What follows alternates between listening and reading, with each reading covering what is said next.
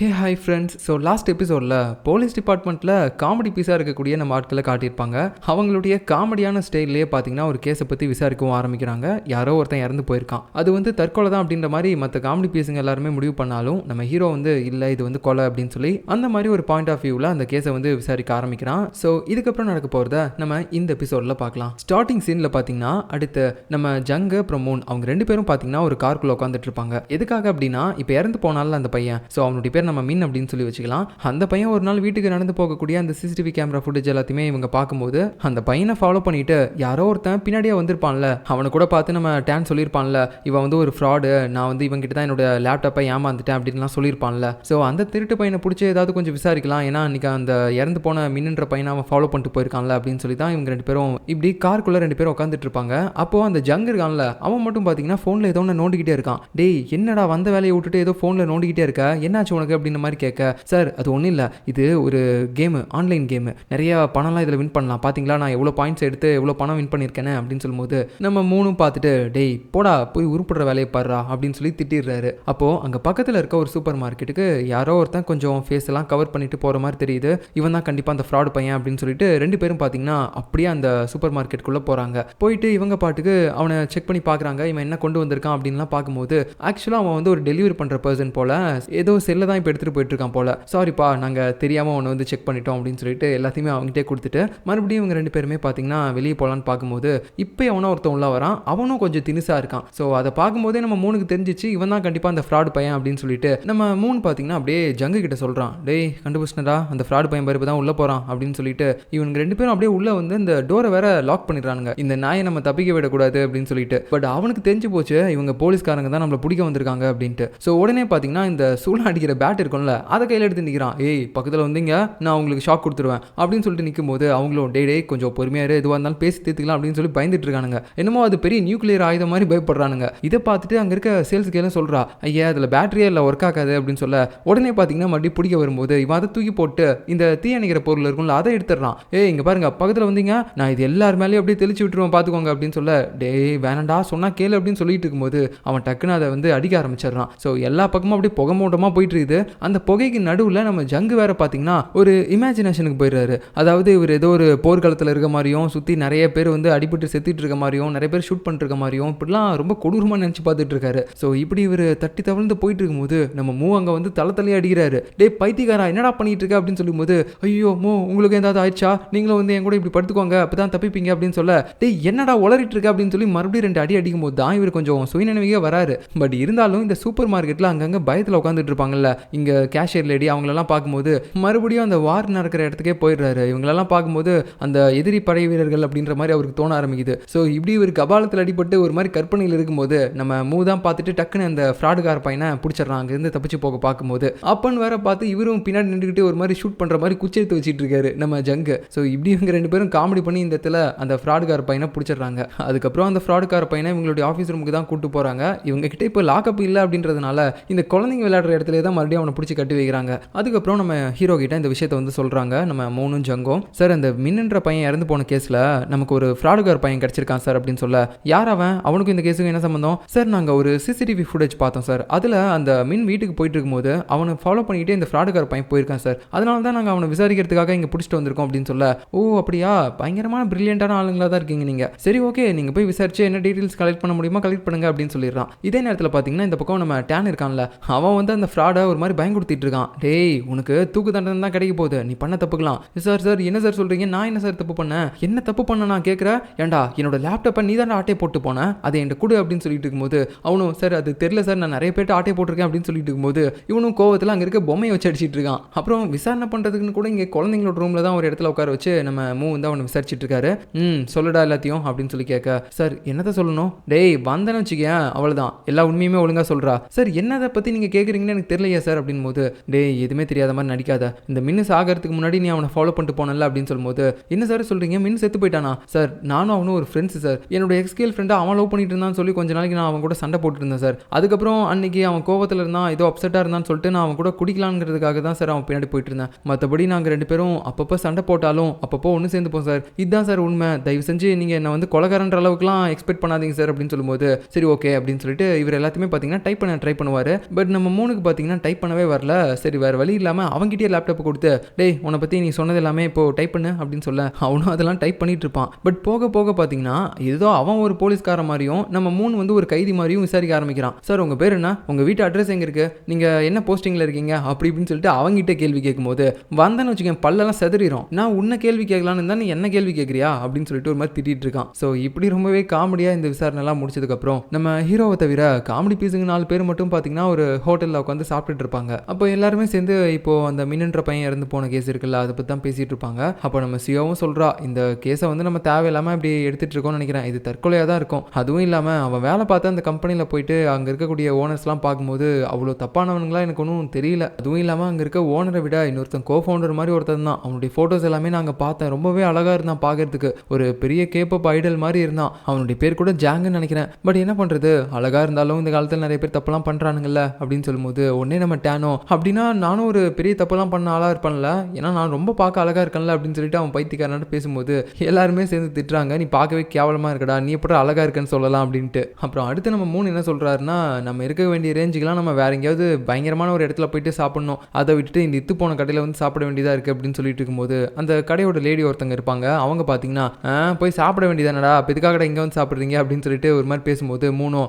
ஏய் நீ கம்முனிரு, வேற வழி இல்லாமல் தான் நாங்கள் இங்கே வந்து சாப்பிட்டுட்டு இருக்கோம் அப்படின்னு சொல்லிட்டு ஒரு மாதிரி பேசிட்டு இருப்பான். அதுக்கப்புறம் நம்ம ஆளுங்க எல்லாருமே சேர்ந்து ஹீரோ பத்தி பேச ஆரம்பிக்கிறாங்க. புதுசாக வந்த நம்ம டீம் லீடர் இப்படி கிறுக்குத்தனமா இது வந்து ஒரு கொலைன்னு சொல்லி விசாரிச்சுட்டு இருக்காரு. ஒருவேளை அவர் வெளிநாட்டில் படிச்சுட்டு வந்தார்ல, அந்த சீனு தெனாவெட்டு எல்லாத்தையும் நம்ம கிட்ட காட்டணும்னு சொல்லிட்டு இந்த மாதிரிலாம் பண்ணிட்டு இருக்காரோ, இந்த மாதிரிலாம் பண்ணாதான் 4 பேர் நம்மளை பார்ப்பாங்கன்னு சொல்லிட்டு அப்படின்னு மாதிரி பேசும்போது மூணு பார்த்தீங்கன்னா ஆமா ஆமா அப்படி இருக்கும் அப்படின்னு சொல்லி பேசிட்டு இருக்கான். ஏன்னா ஸ்டார்டிங்ல இருந்தே அவனுக்கு நம்ம ஹீரோவை சுத்தமாக பிடிக்கல போல. இப்படி எல்லாருமே நம்ம ஹீரோவை பத்தி கொஞ்சம் கேவலமா பேசிட்டு இருக்கும்போது, ஆமா என்னை பத்தி எல்லாருமே ஒரு மாதிரி பேசிட்டு இருக்க மாதிரி தெரியுது அப்படின்னு சொல்லி ஹீரோ வரும்போது எல்லாருமே உடனே அப்படியே கொஞ்சம் ஆக்டிங் பண்ண ஆரம்பிக்கிறாங்க, எதுவுமே தெரியாத மாதிரி. அதுலயும் நம்ம ஜங்கெல்லாம் கொஞ்சம் ஓவர் ஆக்டிங் பண்றான். அப்படியே பாத்தீங்கன்னா அங்க இருக்க சேர்லாம் தொடச்சு வைக்கிறான், வாங்க சார் உட்காருங்க அப்படின்ட்டு. ஸோ நம்ம ஹீரோவா அவனுக்கான சாப்பாடு ஆர்டர் பண்ணதுக்கு அப்புறம் சில விஷயங்களை சொல்ல ஆரம்பிக்கிறான். நம்ம விசாரிச்சுட்டு இருக்கக்கூடிய இந்த கேஸை பத்திலாம் மீடியா கிட்ட யாரோ ஒருத்தங்க லீக் பண்ணிட்டாங்க போல, ஏன்னா அந்த விஷயத்தை பத்தி எல்லாருமே பயங்கரமா நியூஸ்ல பேசிட்டு இருக்காங்க அப்படின்னு சொல்லும்போது என்ன சொல்றீங்க அப்படின்னு சொல்லி இவங்களும் டிவி ஆன் பண்ணி பாக்குறாங்க. ஆனா அந்த டிவியில பாத்தீங்கன்னா அவசரத்துக்கு நியூஸ் சேனல் வர மாட்டேங்குது, அதுக்கு பதிலாக கார்ட்டூன் சேனல் வருது, அப்புறம் வேற ஏதாவது பாட்டு சேனல் வருது, இப்படிலாம் வந்துட்டு இருக்குது. அதை பார்த்து நம்ம சிஓவும், அட கடவுளே நீங்கள் மொபைல் வந்ததே மறந்துட்டிங்களா, தயவு செஞ்சு அதை எடுத்து பாருங்க அப்படின்னு சொல்ல அவங்களும் அதை எடுத்து பார்க்குறாங்க. அதுக்கப்புறமேட்டு தான் தெரிய வருது இவங்க விசாரிச்சுட்டு இருக்கக்கூடிய அந்த மின் இறந்து போன கேஸை பற்றி யாரோ ஒருத்தங்க மீடியா கிட்ட லீக் பண்ணிட்டாங்க போல, அதனால தான் அதை பற்றிலாம் பேசிகிட்டு இருக்காங்க. யாராக இருக்குன்னு தெரியல அப்படின்னு சொல்லி பேசிகிட்டு இருக்கும்போது அங்கே வேலை செஞ்சுட்டு இருந்தாங்களா அந்த கடையோட ஓனர் பாட்டிமா, அவங்க வந்து சொல்கிறாங்க, யாருக்கு தெரியும் ஒருவேளை அந்த கடையில் வேலை பார்க்குற ஓனராக கூட இருக்கலாம்ல, அவனுக்கு ஏதோ கொஞ்சம் மோசமானவனுங்களாம் அப்படின்னு சொல்லி பேசும்போது, இதோ இந்த குள்ளா போட்ட குரங்கு தான் இந்த கேஸை பற்றி எல்லாத்தையுமே பேசிகிட்டு இருந்தான் அப்படின்னு சொல்லி நம்ம மூணு காட்டும்போது அப்படியே எல்லாருமே மூணு முறைச்சு பார்த்துட்டு இருக்காங்க. ஏன்னா அவன் பார்த்தீங்கன்னா சும்மா பேச்சுவாக்கிலேயே இந்த கேஸை பற்றி அடிக்கடி வெளியில் பேசிட்டு இருக்கான் போல. அது மட்டும் இல்லாமல் அங்கே சாப்பிட 2 பேர் வந்திருப்பாங்க. அவங்களும் பார்த்தீங்கன்னா ஆமாமா இருக்கும் கண்டிப்பாக அந்த மின்ன அவனுடைய ஓனர்ஸ் தான் கொலை பண்ணியிருப்பாங்க அப்படின்ற அளவுக்குலாம் பேசுகிறாங்க. ஸோ எல்லாருக்குமே இப்படி தெரியுதுன்னா அதுக்கு கண்டிப்பாக இந்த 3 தான் காரணம், இவன் தான் இப்படி ஓட்ட வாயை வச்சுட்டு எல்லா இடத்துலையுமே போய் பேசிட்டு இருக்கான் போல அப்படின்னு சொல்லிட்டு ஒரு மாதிரி காண்டா பார்த்துட்டு இருக்காங்க. அப்போ 3 என்ன பண்ணுறதுனே தெரியாமல் உடனே அந்த பாட்டிமா கிட்ட ஏமா இப்படிலாம் பண்ணுறீங்க அப்படின்னு சொல்லி பேசுகிறான். ஸோ அப்போ தான் நமக்கு தெரிய வருது இந்த கடையோட ஓனர் லேடி இவனுடைய அம்மா போல. இப்போ கட் பண்ணா இன்னொரு பக்கம் அந்த கம்பெனியோட ஓனர்ஸ் 2 பேரை சொல்லியிருப்பான்ல, அதான் அந்த ஜாங்கு அதுக்கப்புறம் காங்கு. ஸோ அந்த ஜாங்குன்றவன் பார்த்தீங்கன்னா கொஞ்சம் அழகா இருப்பான், அதுவும் இல்லாமல் கொஞ்சம் கோவக்காரன்ல. இதுக்கு முன்னாடி அந்த மின் பையன் இறந்து போகிறதுக்கு முன்னாடி அவனை மிரட்டினவன் வந்தான். ஸோ இப்போ இந்த காங்கையும் பார்த்தீங்கன்னா போட்டு அவன் பயங்கரமாக மிரட்டிட்டு இருக்கான். அன்னைக்கே போலீஸ் வந்துட்டு போகும்போது இந்த விஷயத்தை ஈஸியாக முடிக்கிறேன்னு சொன்னேன், நம்ம கம்பெனியில் வேலை பார்த்து அந்த மின் இறந்து போன கேஸை பற்றி இப்போ எல்லாருமே மீடியாவிலையும் பேச ஆரம்பிச்சிட்டாங்க, அவ்வளோதான் எல்லாமே முடிஞ்சிச்சு அப்படின்னு சொல்லிட்டு ஒரு மாதிரி கோவத்தில் கத்திக்கிட்டு இருக்கான். இதை பார்த்து நம்ம காங்கும், டே பொறுமையா இருடா, நான் எல்லாத்தையுமே தீர்த்து வச்சிடறேன்டா அப்படின்னு சொல்லிட்டு ஏதோ பேசிட்டு இருக்கான். கட் பண்ணா நெக்ஸ்ட் சீன்ல நம்ம ஆளுங்க எல்லாருமே அவங்களுடைய ஆஃபீஸ் ரூமுக்கு போகலான்னு சொல்லி பார்க்கும்போது ஆஃபீஸ் ரூமை ஈமுக்கிற மாதிரி அந்த ரிப்போர்ட்டர்ஸ் எல்லாருமே முச்சிட்டு இருக்காங்க. எதுக்காகனா இப்போ அந்த மின் இறந்து போன கேஸை நம்ம ஆளுங்க தானே விசாரிச்சுட்டு இருக்காங்க, அதனால தான் இவங்க கிட்ட அதை பற்றி கேட்கணும்னு சொல்லிட்டு இவ்வளோ பேர் நிற்கிறாங்க. ஸோ நம்ம ஹீரோ ஸ்டார்டிங்லேயே உள்ளே போயிட்டு கதவை பூட்டிப்பான். அதுக்கப்புறமேட்டு தான் உள்ளே போகிறதுக்காக இவங்க எல்லாரும் இப்படி ட்ரை பண்ணிட்டு இருப்பாங்க. இந்த நேரத்தில் இந்த பக்கம் பார்த்தீங்கன்னா நம்ம ஜங்கு சிஓ அதுக்கப்புறமேட்டு நம்ம மூணு இவங்க எல்லாருமே எப்படா நம்ம இவங்க கிட்ட இருந்து தப்பிக்கிறது அப்படின்னு சொல்லி யோசிச்சுட்டு இருக்கும்போது திடீர்னு நம்ம சிஓவும் ஜங்கும் பார்த்தீங்கன்னா அந்த ரிப்போர்ட்டர்ஸ்ல ஒரு ஆளுங்க மாதிரியே போயிட்டு ஏதோ ரிப்போர்ட் எடுக்க ட்ரை பண்ற மாதிரி பண்றாங்க. அதுக்கப்புறம் இதோ அங்க பாருங்க ஒரு ஆள் இருக்கான் அப்படின்னு சொல்லி நம்ம மூணு காட்டி விட்டுறாங்க.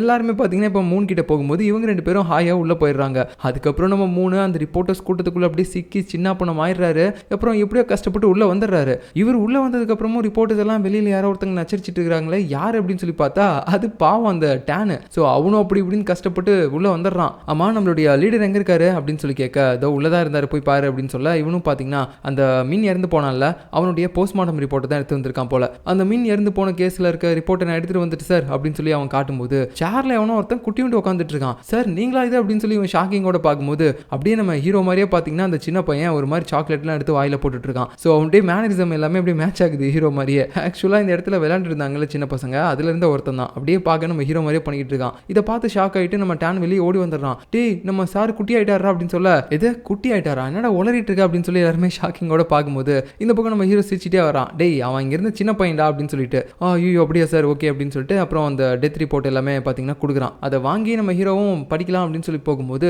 முன்கூட்டியே பார்த்தீங்கன்னா நம்ம மூணு வந்து சொல்லிடுறான், அதை எதுக்காக ஓப்பன் பண்ணி படிச்சுக்கிட்டு, எப்படியும் இந்த கொலை தற்கொலையாக தான் இருக்கும், அது எனக்கே தெரியும், நம்ம தான் தேவையில்லாமல் இதை கொலைன்னு சொல்லிட்டு விசாரிச்சுட்டு இருக்கோம் அப்படின்னு சொல்லி பேசிட்டு இருக்கும்போது நம்ம ஹீரோவும் ஆமாம் நீ கரெக்டாக தப்பாக சொல்கிற, ஏன்னா இந்த மின் இறந்து போனது ஒரு கொலை தான், அதை போஸ்ட்மார்ட்டம் ரிப்போர்ட்லேயே நமக்கு சொல்லியிருக்காங்க அப்படின்னு சொல்லி எல்லாருக்குமே ஷாக் ஆயிடுச்சு. அப்படின்னா உண்மையாகவே இது கொலை தானா அப்படின்னு சொல்லிட்டு ஸோ இப்போ தான் நம்ம ஹீரோ மாதிரி எல்லாருமே சேர்ந்து இந்த கேஸ் ஒரு கொலை கேஸ் அப்படின்னு சொல்லி முடிவு பண்ண ஆரம்பிக்கிறாங்க. அப்படின்னா கொலைகாரங்க யாராக இருக்கும் அப்படின்னு சொல்லி உங்கள் குழப்பத்தோடு யோசிச்சுட்டு இருக்கும்போது நம்ம மூணுக்கு பார்த்தீங்கன்னா இந்த டெத் ரிப்போர்ட் ஏற்பாடு பண்ணி கொடுத்தாங்கல்ல ஒருத்தங்க, அதாவது போஸ்ட்மார்ட்டம் ரிப்போர்ட் பண்ணவங்க, அவங்க பார்த்தீங்கன்னா கால் பண்ணி பயங்கரமாக திட்டிட்டு இருக்காங்க. யோ போஸ்ட்மார்ட்டம் ரிப்போர்ட் வாங்குறதுக்கு உங்கள் டிபார்ட்மெண்ட்டில் வேற ஆளே இல்லையா, எதுக்காக நீங்கள் அவனை அனுப்பி வச்சிங்க அப்படின்னு சொல்ல, ஏன் மேடம் என்னாச்சு அப்படின்னு சொல்லி கேட்பான். அதுக்கப்புறமேட்டு தான் இப்போ காட்ட ஆரம்பிக்கிறாங்க அந்த ஃப்ளாஷ்பேக்கை. இவன் போஸ்ட்மார்ட்டம் ரிப்போர்ட் வாங்க போகிற டைமில் தான் அந்த மின்னோடைய பாடியை பார்த்தீங்கன்னா அறுத்து ஒரு மாதிரி அந்த பார்ட்ஸ்லாம் எப்படி இருக்குது, நல்லா இருக்கா இல்லையா, எந்த பார்ட் வந்து ஃபர்ஸ்ட் அவனுக்கு டேமேஜ் ஆகிருக்கா, அதுக்கப்புறம் எப்படி இறந்து போயிருக்கான் அப்படின்ற எல்லாத்தையுமே பார்த்தீங்கன்னா அதை அறுத்து தானே சொல்லுவாங்க. ஸோ அது எல்லாத்தையுமே அப்படியே அறுத்து காட்டும்போது இவனுக்கு அப்படியே பார்த்தீங்கன்னா உள்ள கொமட்டிக்கிட்டு வந்துட்டு இருக்குது. அதெல்லாம் ஏதோ சமைக்கிற பொருள் மாதிரியும் அவனுக்கு தெரிய ஆரம்பிக்குது. அப்புறம் அந்த ஸ்மெல் பிடிக்காம பார்த்தீங்கன்னா அவன் அங்கேயே குபீர்னு வாந்தி எடுத்துடுறான். அட கன்றாவியே டே யாரா நீ அப்படின்னு சொல்லிட்டு எல்லாருமே பார்த்தீங்கன்னா செமையாக திட்டிருப்பாங்க. ஆனால் அவன் கொஞ்சம் கூட வெக்கமே இல்லாமல் சிரிச்சுக்கிட்டே நான் நல்லா இருக்கேன் அப்படின்னு சொல்லியிருப்பான். இதெல்லாம் அவங்க சொன்னதுக்கப்புறம் நம்ம மூணும் ஐயோ மேடம் மன்னிச்சிருங்க மேடம், இதுக்கப்புறம் இந்த மாதிரி தப்பெல்லாம் நடக்காது, நானே இதுக்கப்புறம் வந்து வாங்கிக்கிறேன் அப்படின்னு சொல்லிட்டு மன்னிப்பு கேட்குறான். இப்போ கட் பண்ண அடுத்த சீனில் இறந்து போனால ஒருத்தன் மின் அப்படின்னு சொல்லிட்டு அவனுடைய வீட்டுக்கு பார்த்தீங்கன்னா நம்ம ஹீரோ போயிருக்கான். உள்ளே போனதுக்கப்புறம் எந்தெந்த பொருள் எங்கே இருக்கு அப்படின்னு சொல்லி எல்லாத்தையுமே கால்குலேட் பண்ணுறான். அதை பார்க்கும்போது அவனுக்கு தோண ஆரம்பிக்குது ஒரு சில கொஸ்டின்ஸ் எல்லாமே. இந்த பொருள் ஏன் இங்கே இருக்கு, இதை எப்படி மாற்றி வச்சிருப்பாங்க அப்படி இப்படின்னு சொல்லி அவனுக்குள்ளேயே பல மனக்கணக்கெல்லாம் போட்டு யோசிச்சுட்டு இருக்கான். அப்படி அவன் யோசிச்சு பார்த்துட்டே இருக்கும்போது அவனுக்கு ஒரு இமேஜினேஷன் ஞாபகம் வர ஆரம்பிக்குது இங்கே இருக்க பொருளெல்லாம் வச்சு பார்க்கும்போது. ஸோ இங்கே இருக்க பொருள் எதுவுமே வந்து டேமேஜ் ஆகவே இல்லை. அப்படி பார்க்கும்போது அந்த மின்னை வந்து இங்கே அடித்து கொலை பண்ண வாய்ப்பே கிடையாது. ஏன்னா அப்படி பண்ணியிருந்தா இங்கே கண்டிப்பாக ஏதாவது டேமேஜஸ்லாம் ஏற்பட்டிருக்கும், அதுவும் இல்லாமல் ரத்தமும் தெரிச்சிருக்கும். பட் அந்த மாதிரி எதுவுமே நடக்க கிடையாது. ஸோ இந்த இடத்துல இருக்கக்கூடிய இந்த காஃபி கப் எல்லாமே கொஞ்சம் க்ளீனாக தொடச்சிருக்கிறத பார்க்கும்போது கண்டிப்பாக அவங்க கடைசியாக காஃபி குடிச்சிருப்பாங்க. ஸோ இந்த இடத்துக்கு வந்தது யாருன்னு தெரியல, ஆனால் வந்தவன் அந்த மின் கூட காஃபி குடிச்சிருக்கான். அப்போது மின்னுடைய கவனத்தை தசை திருப்பிட்டு அந்த காஃபி கப்பில் அவன் வந்து கொஞ்சம் மயக்க மருந்தை கலந்துருக்கான். மின் மயக்கமானதுக்கு அப்புறம் தான் அவனை இங்கேயே கொலை பண்ணியிருக்கணும் அப்படின்னு சொல்லிட்டு எல்லாத்தையுமே பார்த்தீங்கன்னா நம்ம ஹீரோ ஒரு மாதிரி யோசிச்சு பார்க்குறான் எல்லா பாசிபிலிட்டிஸும். அதுக்கப்புறம் அடுத்த நாள் காலையில் நம்ம ஹீரோயின் எங்கேயோ வெளியே கிளம்பிட்டு இருப்பா. நம்ம ஹீரோவும் பார்த்தீங்கன்னா காரில் உட்காந்த மாதிரியே அவளை பார்த்துக்கிட்டு இருக்கான். சரி நம்மளும் அவளை கூட்டிகிட்டு போகலாம், அவள் எங்கே போகிறான்னு தெரியல அப்படின்னு சொல்லிட்டு. அந்த நேரத்தில் இவ பார்த்தீங்கன்னா குழந்தையாட்டம் அங்கே ஒரு குதிரை பொம்மை ஒன்று இருக்கும், அதில் ஏறி உட்காந்துட்டு ஜிங்கு ஜிங்குன்னு விளையாண்டுட்டு இருக்கா. இதை பார்த்து நம்ம ஹீரோவும் குதிரையில் போனது போதும், நான் வேணா உனக்கு லிஃப்ட் கொடுக்கவா அப்படின்னு சொல்லி கேட்க, ஐயோ சார் நீங்கள் இங்கே தான் இருக்கீங்களா, ஓகே சார் நான் வரேன் உங்க கூட, ஆக்சுவலாக இன்னொருத்தனும் இறந்து போயிட்டான் சார், அந்த இறந்து போன பையன் மின் இருக்கான்ல அவன் கூட ஒரு கம்பெனியில் வேலை பார்த்தான், அங்கே 2 ஓனர்ஸ் மாதிரி ஒருத்தனுங்க இருந்தானுங்கல்ல காங் ஜாங் அப்படின்னு சொல்லிட்டு, அதில் அந்த ஜாங் இறந்து போயிட்டான் சார் அப்படின்னு சொல்ல இவனுக்கும் ஷாக் ஆயிடுச்சு. என்ன சொல்கிறீங்க, அவன் எப்படி இறந்து போனா, தெரில சார் தற்கொலைன்னு சொல்கிறாங்க அப்படின்னு சொல்லிட்டு 2 பேரும் பார்த்தீங்கன்னா இப்போ அந்த ஸ்பாட்டுக்கு போகிறதுக்காக வண்டியில் போயிட்டு இருக்காங்க. ஹீரோயின் வந்து ரொம்ப வெறுப்பாக இருக்குது சார் இந்த கேஸ்லாம் பார்க்கும்போது, ஒன்றுமே புரிய மாட்டேங்குது, தலையே வெடிச்சிக்கிற மாதிரி இருக்குது அப்படின்னு சொல்லிட்டு இருக்கும்போது ஹீரோ சொல்கிறான், இங்கே பாரு இந்த கேஸ் எல்லாத்தையுமே ஒரு கேஸாக மட்டும் பாரு, எதையுமே நீ ரொம்ப பர்சனலாக எடுத்துக்காத, 24 மணி நேரமும் மண்டையை போட்டு குழப்பிக்காத, ஏன்னா அப்படி பண்ணால் மட்டும் தான் உன்னால் நிம்மதியாக இருக்க முடியும், அனுபவத்தில் சொல்கிறேன் அப்படின்னு சொல்லிட்டு 2 பேரும் போயிட்டு இருக்காங்க. கட் பண்ணா இப்போ அடுத்த சீனில் முன்னாடியே பார்த்தீங்கன்னா அந்த இடத்துக்கு நம்ம டேன் அதுக்கப்புறம் 3 போயிடுறாங்க. ஸோ அங்கே இறந்து போய் கிடக்கிற அவனுடைய டெட் பாடியை வந்து இப்போ தான் ஆம்புலன்ஸில் எடுத்து கலெக்ட் பண்ணிட்டு இருக்காங்க. அங்கே அவனுடைய ஃபேன்ஸ் நிறைய பேர் இருப்பாங்க போல், ஏன்னா இவனும் கொஞ்சம் பாப்புலரான ஆள் தான். அப்படியே அந்த ஃபேன்ஸ் எல்லாருமே பார்த்தீங்கன்னா சுற்றி இருந்து ஒரு மாதிரி ஒப்பாரி வச்சுட்டே இருக்காங்க. அப்படியே பாடியை வேனில் ஏற்றி கொண்டு போகும்போது எல்லாருமே சேர்ந்து அந்த வேன் பின்னாடியே ஓடிட்டு இருப்பாங்களா, அப்போ நம்ம டேனையும் கூடவே பிடிச்சி இழுத்துட்டு போயிடுறாங்க. சரி ஓகே தம்பி நம்ம அப்புறமா பார்ப்போம் அப்படின்னு சொல்லி நம்ம 3 பார்த்தீங்கன்னா அவனை வழி அனுப்பி வைக்கிறாரு.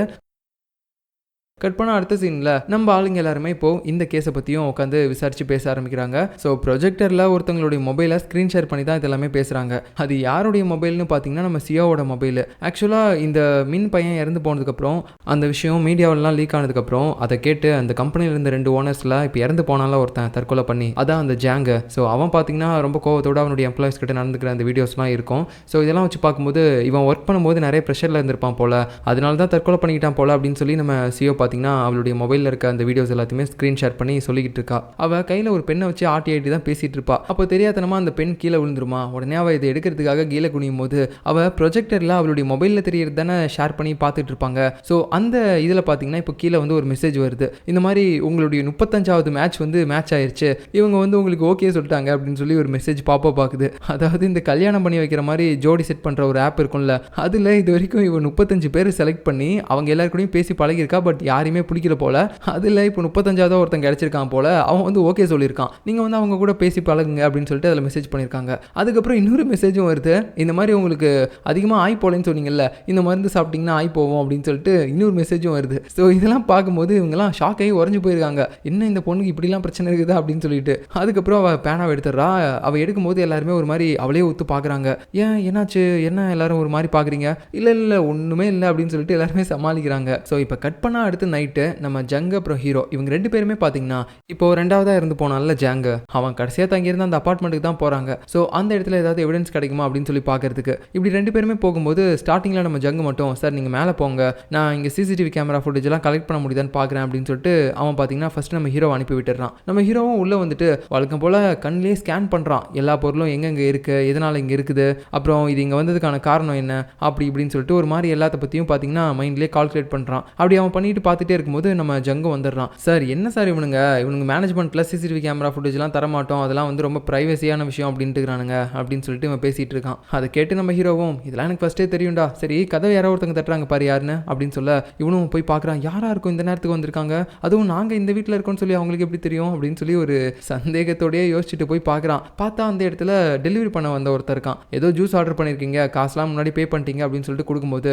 இவனுக்கு ஒன்றுமே புரியல. யார்டா இந்த வீட்டிலேருந்து ஆர்டர் பண்ணது, இந்த வீட்டில் இருந்தவன் நேற்றே இறந்து போயிட்டானே அப்படின்னு சொல்லிட்டு இருக்கும்போது நம்ம ஹீரோவும் டேய் நான் தாண்டா ஆர்டர் பண்ண குட்ரா. 2 பேரும் பார்த்தீங்கன்னா ஒரு ஜூஸ் எடுத்து குடிக்கிறாங்க. ஸோ வாங்க சார் கிளம்பலாம் அப்படின்னு சொல்லிட்டு நம்ம ஜங்கு சொல்லும்போது எது கிளம்பலாமா, இல்லை நீ வேணா போ, நான் இன்னைக்கு ஒரு நாள் முழுக்க இதே வீட்டில் இருக்கேன் அப்படின்னு சொல்லும்போது நம்ம ஜங்குக்கெல்லாம் பயமாகுது. என்ன சார் சொல்கிறீங்க, நீங்கள் இருந்துருவீங்களா, உங்களுக்கு அவ்வளோ தைரியம் இருக்கா, இதில் என்னடா இருக்குது, இங்கே என்னடா பேயாடா இருக்குது, நான் பார்த்துக்கிறேன் நீ போ அப்படின்னு சொல்லிட்டு நம்ம ஜங்கு அனுப்பிடுறான். அடுத்த சீனில் நம்ம ஜங்கு, அதுக்கப்புறம் நம்ம 3, அப்புறம் கடைசியாக நம்ம சியோ, இவங்க 3 பேரும் பார்த்தீங்கன்னா இப்போ ஒரு காருக்குள்ளே இருக்காங்க. என்னடா மேட்ரு அப்படின்னு சொல்லி பார்த்தீங்கன்னா அந்த ஃப்ராட் இருக்கான்ல ஒருத்தன், அதான் ஸ்டார்டிங்கில் கூட அந்த முன்ன ஃபாலோ பண்ணிட்டு போன ஒரு ஃப்ராடை வந்து இவங்க விசாரிச்சிருப்பாங்க. அந்த ஃப்ராடை வந்து மறுபடியும் இவங்க பிடிச்சி விசாரிக்கணும் அப்படின்னு சொல்லி தான் இப்படி காருக்குள்ளே உட்காந்துட்டு இருக்காங்க. அப்போ நம்ம 3 பார்த்தீங்கன்னா உள்ள ஏதோ ஒரு வந்துருச்சு அப்படின்னு சொல்லிட்டு அதை அடிக்க ட்ரை பண்ணிகிட்டே இருக்காரு. அப்போ தெரியாதனமா இந்த காருக்குள்ளேயே ஒரு லைட் இருக்கும் பார்த்தீங்களா, அதை அடிச்சு விட்டுறாரு. ஐயோ கார் லைட் ஆனாச்சு அப்படின்னு சொல்லிட்டு உடனே இவங்க கார் லைட்டை ஆஃப் பண்ணுறன்ற பேரில் மறுபடியும் பார்த்தீங்கன்னா அது ஒரு மாதிரி ஆன் பண்ணிகிட்டே இருக்காங்க. ஸோ இப்படி இவனுங்க இந்த லைட்டை வச்சு விளையாண்டுட்டு இருக்கும்போது அப்படியே எங்கள் விண்டோ கிட்ட பார்த்தீங்கன்னா அந்த ஃப்ராடே வந்துடுறான். ஹலோ நீங்கள் யாரை தேடிட்டு இருக்கீங்க அப்படின்னு சொல்லும்போது அப்படியே இவனுங்களும் பார்க்குறானுங்க. அட கடவுளே, அவன் வருவானான்னு சொல்லி பார்க்கறதுக்கு உட்காந்தா அவனே வந்து பார்க்குற அளவுக்கு கேவலமாக நம்ம பண்ணிட்டு இருக்கோமே அப்படின்னு சொல்லிட்டு உடனே பார்த்தீங்கன்னா டோரை ஓப்பன் பண்ணிட்டு 3 பேரும் பிடிக்க பார்க்குறாங்க. ஆனால் நம்ம 3 அப்புறம் ஜங்கு இவங்க 2 பேராலையும் அந்த அளவுக்கு ஃபாஸ்ட்டாக ஓட முடியல. அதுவே நம்ம சியோ பார்த்தீங்கன்னா மின்னல் வேகத்தில் பயங்கரமாக ஓடி போகிறா. கரெக்டாக அவனை கீழே தள்ளி விட்டு பிடிக்கலான்னு சொல்லி பார்க்கும்போது அவன் பார்த்தீங்கன்னா ஜாக்கி சான் படம்லாம் அதிகமாக பார்ப்போம் போல, ஏதோ சண்டை போடுறோம் அப்படின்னு சொல்லிட்டு காற்றுல கையை விட்டு குத்திக்கிட்டு இருக்கிறான். டேய் என்னடா பண்ணிட்டு இருக்க, இப்போ பாரு நான் என்ன பண்ண போறேன்னு தெரியும் அப்படின்னு சொல்லிட்டு ஓடி வந்து இவளை அடிக்கலான்னு பார்க்கும்போது இவன் சிம்பிளாக அந்த கரண்ட் விடுற கண் எடுத்து அடிச்சு விட்டுறா. அவனும் அப்படியே கரண்ட் அடிச்சு கீழே விழ அவனுங்களும் கரெக்டாக எல்லாமே முடிஞ்சதுக்கப்புறம் வந்துடுறானுங்க. இந்த பக்கம் நம்ம ஹீரோ இப்போ 2வதாக இருந்து போனால அந்த ஜாங் அப்படின்றவன் அவனுடைய வீட்டில் தானே இருந்திருப்பான். ஸோ இங்கே இருக்கக்கூடிய விஷயங்கள் எல்லாத்தையுமே பார்த்தீங்கன்னா இவன் மறுபடியும் ஒரு மாதிரி நோட் பண்ண ஆரம்பிக்கிறான். அப்படி பார்க்கும்போது டேபிளுக்கு கீழே பார்த்தீங்கன்னா ஏதோ ஒரு கண்ணாடி பீஸ் மாதிரி ஒன்று கிடக்குது. அதை அவன் பார்க்கும்போது இந்த இடத்துல என்ன நடந்திருக்கும் அப்படின்றத அவனே கற்பனையில் யோசிச்சு பார்க்க ஆரம்பிக்கிறான். ஸோ ஃபஸ்ட்டு அந்த மின்ன இறந்து போன கேஸில் எப்படி அது ஒரு கொலை இல்லை தற்கொலை அப்படின்னு சொல்லி தெரிய வந்துச்சோ அதே மாதிரி இந்த கேஸ்லையும் நம்ம ஹீரோவோட இமேஜினேஷனில் இந்த ஜாங் வந்து தற்கொலை பண்ணல, யாரோ ஒருத்தங்க கொலை தான் பண்ணியிருக்காங்க அப்படின்றத கண்டுபிடிக்கிறான். அவனை யாரோ ஒருத்தங்க உள்ள வந்து ஏதோ ஒரு பொருளை வச்சு அட்டாக் பண்ணியிருக்காங்க. அந்த பொருள் இருந்து தான் இந்த கண்ணாடி பீஸ் விழுந்திருக்கு. ஸோ யார் அந்த மாதிரி பண்ணியிருப்பா அப்படின்னு சொல்லிட்டு இவன் ஒரு மாதிரி யோசிச்சுட்டு இருக்கும்போது இந்த பக்கம் அந்த ஃப்ராடை பிடிச்சிருப்பாங்கல்ல, இந்த விஷயத்தை பற்றி நம்ம ஹீரோ கிட்ட சொல்கிறதுக்காக நம்ம டேன் வந்து கால் பண்ணுறான். அப்போ கரெக்டாக அவன் டேபிள் கடியிலேருந்து மேலே எந்திரிப்பான்ல, அப்போது அவனுடைய மண்டையிலே அடிபட்டுருது. ஓ ஷி அப்படின்னு சொல்லிட்டு அவன் கெட்ட வார்த்தையில் பேச வரும்போது இது அப்படியே பார்த்தீங்கன்னா இவனும் ஓ ஷி அப்படின்னு சொல்லிட்டு அவனுடைய ஆட்கள் எல்லாத்தையுமே வந்து சொல்கிறான். இவனுங்களுக்கு ஒன்றுமே புரியல. சரி ஏதோ அமைதியாக இருக்க சொல்கிறாரு போல அப்படின்னு சொல்லி வாய் மேலே விரல வச்சுட்டு எனக்கு சின்ன குழந்தையாட்டம். ஸோ இதுக்கப்புறம் நடக்க போகிறத நம்ம அடுத்த எபிசோடில் பார்க்கலாம். பாய்.